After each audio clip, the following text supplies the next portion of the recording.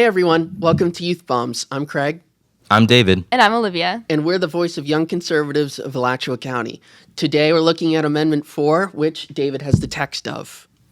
It says, and I quote, "No law shall prohibit, penalize, delay, or restrict abortion before viability or when necessary to protect the patient's health as determined by the patient's healthcare provider." I read that out loud because I really want to poke some holes into why that is a bad thing. It says healthcare provider, so it doesn't even have to be a doctor. It could be a lot of people that don't even have the education or experience to make that decision. And I think that's really something that we should look into.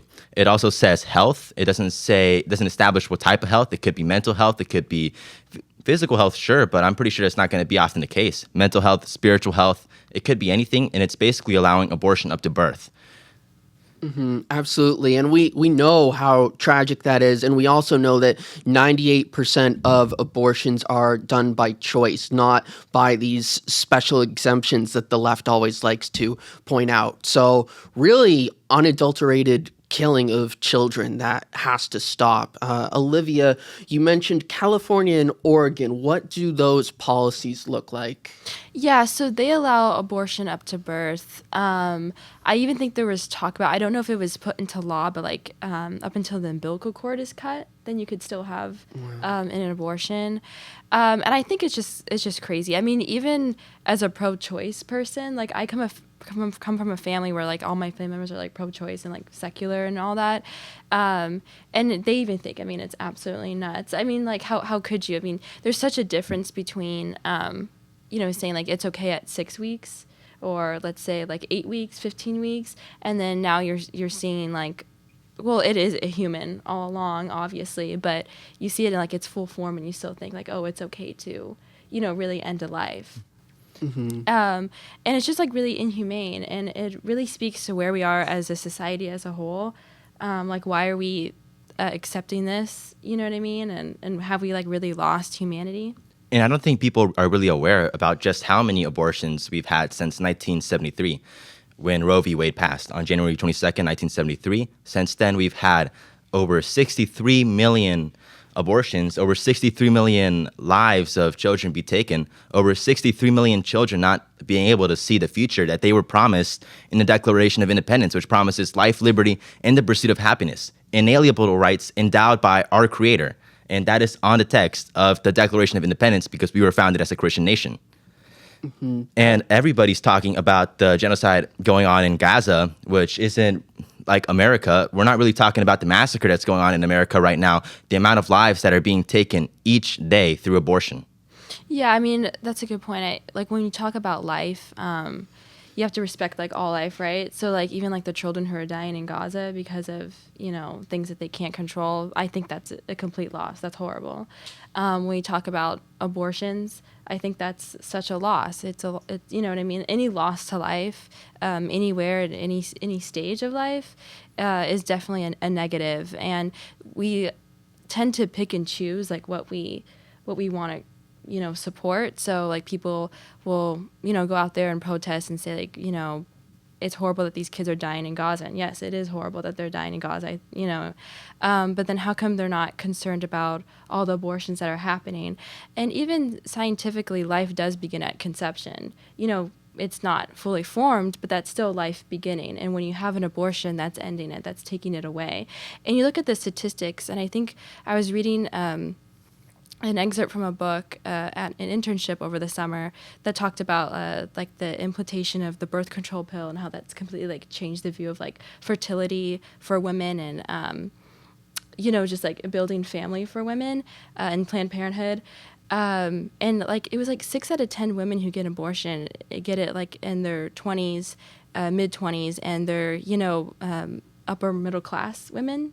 So it's not like we're looking at people who, and unfortunately too, who are in like dire situations. We're looking at people who have started to view like their fertility as a choice instead of like an actual biological function. I agree, and I think it's definitely a cultural issue because like ending abortion through legislation is really only the beginning because people are still going to go ahead and have illegal abortions. what we really have to do is remove the need for an abortion to help take care of mothers and who have unexpected pregnancies. Especially, I feel that we could do this by incentivizing having families, by incentivizing businesses having child care centers at their business, which I think would help because it would make the mothers more productive workers, and they would stay with the company more and work harder. Interesting proposal. And we also see J.D. Vance and President Trump proposing a $5,000 increase to the child tax credit. So certainly a lot of pro-family policies abound, and I think we need to prioritize life in this country. That being said, how can we help the camp to get this amendment stopped? Well, okay, so it's going to need 60% approval for the state of Florida for the amendment to be implemented. So, I mean, that's a lot of people, but it's like an easy thing for them to do. And, we look at Florida and we always think it's so conservative, but it really isn't. It's kind of split. And there's definitely like concentrated populations that are just going to vote Democrat on literally anything and have always been pro-choice and for their own reasons. So I think grassroots campaigning, like never underestimate the power of like doing door knocking, going up to people, talking to them, having like civil conversation and educating people. That's really powerful. The Democrats are really good at it. And Republicans need to really organize and do that more.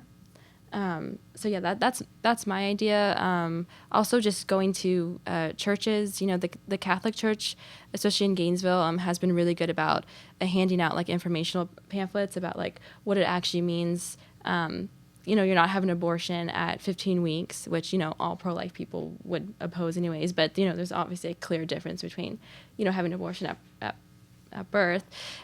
So I think just really educating people about what this actually means and what it will actually look like in reality before they go out to vote.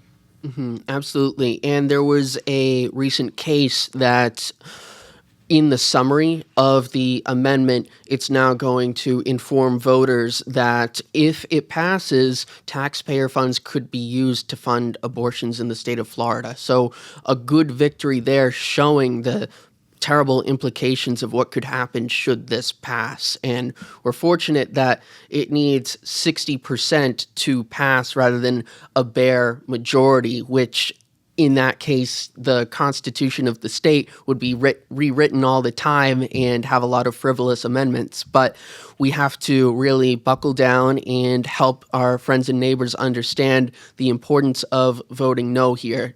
David, any other thoughts? Well, I really think that door knocking is really going to help because it's something that us conservatives haven't been doing a good job of. We haven't really been trying to take back the culture, not nearly as much as the Democratic Party has tried to do and has succeeded in doing so. Because before, like 70 years ago, like abortion really it wasn't such a hot topic issue. Like everybody was pretty much against abortion, and now it's seen as a viable option. And now it's even gotten to the point where the presidential debates, like one of the hot topic issues is abortion. Like this is like in no other country does everybody like value abortion so highly that it takes more importance than other important issues that are going on in that country. It's really just America, and it's just because the left has taken the culture and made abortion seem like a viable health option. Like women need abortion, and that if they don't have it, then we're infringing upon their freedom. And when really we are impinging upon the freedom of the young children, the babies that aren't able to have the life that they were promised to have through the Declaration of Independence. Right, I agree. And like even when we're talking about cases that exclude assault and incest, you also have to take a certain responsibility for yourself. So if you're acting like you're mature enough to engage in things that are biologically intended to, create life, and you don't want that, then you need to take that responsibility to not do that. And I think it will take a big cultural shift to do that because that's become so normalized in society, and it's telling people to scale back and almost sound like a little bit old fashioned, but it works obviously. So I think it's also going to take a cultural shift.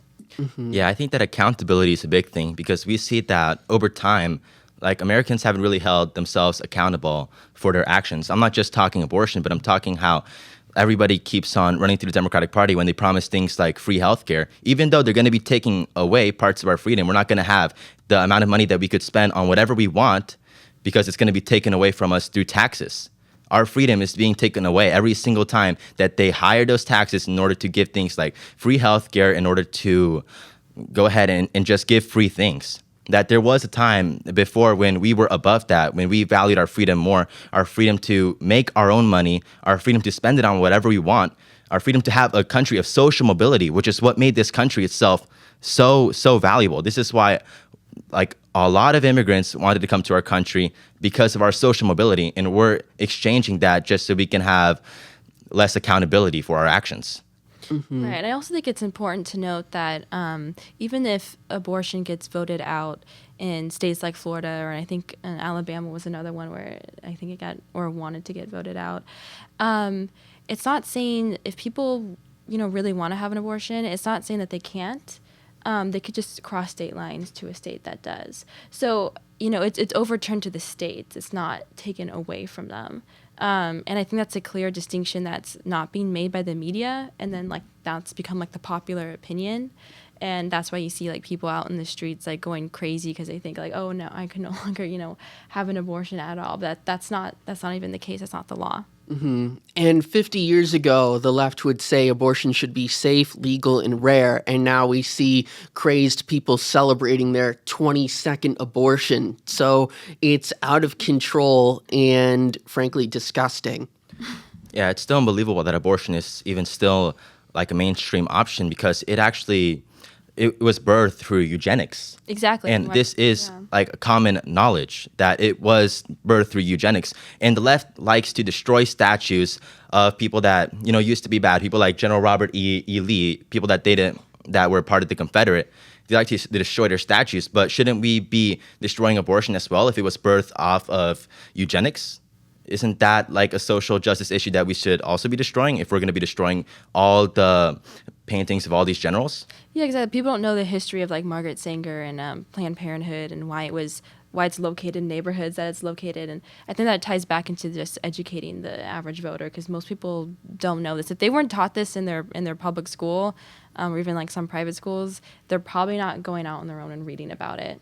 Mm-hmm. And a lot of people don't know that abortion is never medically necessary. So it's, I think, a lot of misinformation out there. There's a lot of people who aren't aware of the implications, and it's sad to see because we need to protect life, and we certainly shouldn't have the government funding abortions. That being said, thank you everyone so much for watching. We really appreciate it. We upload every Monday, Wednesday, and Friday at 1 p.m.